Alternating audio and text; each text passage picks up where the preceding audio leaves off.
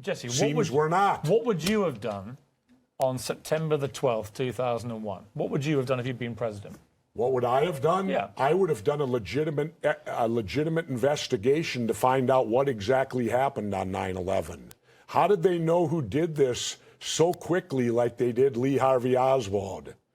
How quick they knew Lee Harvey Oswald killed Kennedy. Because the people who did it were identified and we knew who they were. Well, then why couldn't we have stopped them beforehand if they were identified and we knew who they were? It was a failure of intelligence. Everyone's accepted No, it that. wasn't. We knew before with Condoleezza Rice's memo on August 6th when it stated right in the memo, bin Laden to steal planes and run them into buildings. And more stuff is coming out now also, how much the Bush administration ignored the intelligence. It was almost like they ignored it because they wanted it to happen. Oh, come off it, Jesse. No, not oh, come off it.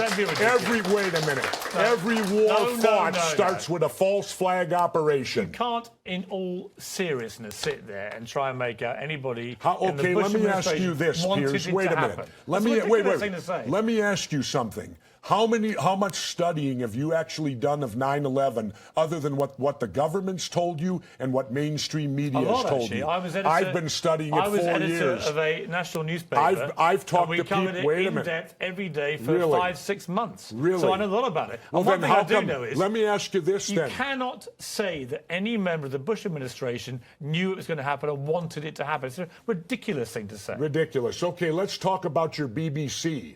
I have a tape of a BBC reporter broadcasting directly back to England talking about a third building has collapsed. World Trade Center Building 7 talks for 7 minutes.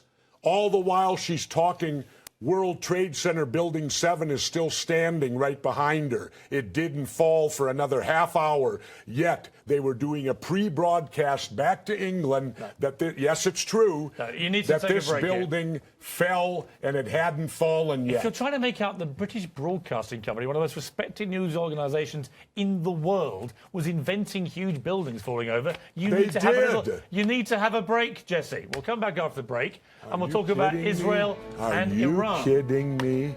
This is a fact, my friend.